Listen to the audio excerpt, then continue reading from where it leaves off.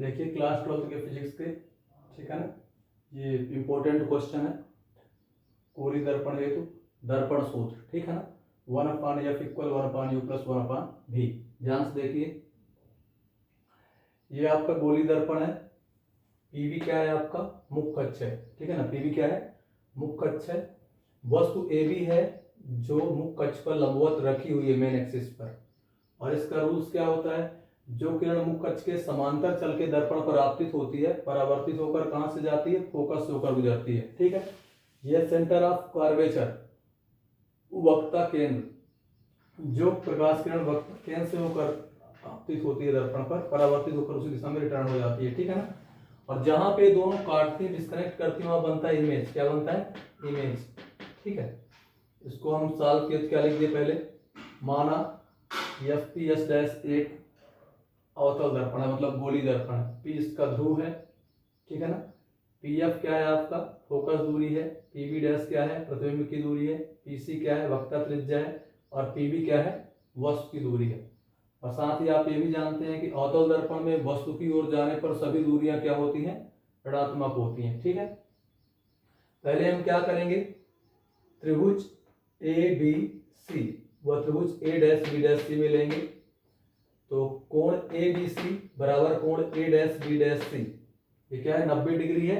और ये कोण ACB और कोण A'(CB') सी सभी कोण है, ठीक है ना। तो ये दोनों क्या हो जाएंगे? कोण कोण समरूपता से समरूप हो जाएंगे। और समरूप त्रिभुज की संगत भुजाएं क्या होती हैं? समानुपात में होती हैं। तो जब हम लेंगे त्रिभुज ABC व त्रिभुज A'(B'(C) में, ठीक है, जब लेंगे तो क्या हो जाएगा? ये लंब की लंब होगी समानुपाती और आधार की आधार। तो AB/A'(B') बराबर BC/CB'। Equation number first. फिर देखिए, जब हम BC निकालेंगे तो BC कैसे निकलेगी? P को नहीं छोड़ेंगे, P से ही लेंगे। P इसका मतलब पोल है, भाग है। तो जब BC निकालेंगे तो BC कैसे निकलेगी? पूरी PB में PC को घटाएंगे। इतनी BC लाने के लिए PB में PC को घटाएंगे।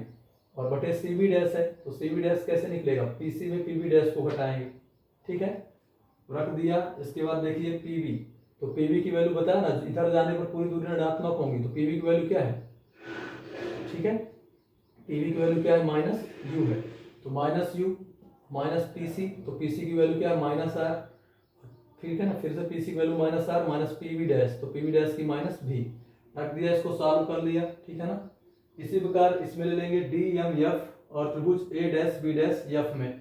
तो इसमें भी क्या हो जाएगा? समरूप त्रिभुज रहेगा, समरूप संगत समानुपात में होंगी। तो DM/A'(B'), ठीक है, इक्वल MF/FB'।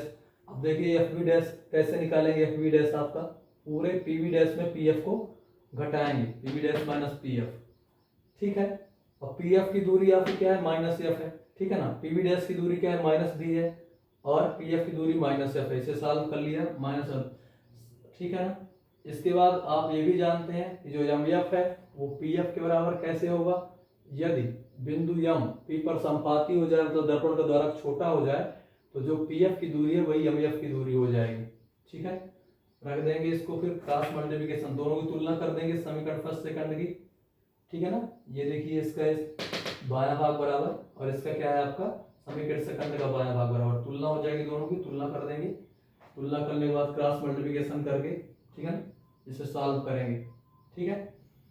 और UV minus UF equal -VF plus V आ रहा है, ठीक है ना। और आप जानते हैं जो वक्रता त्रिज्या होती है क्या होती है?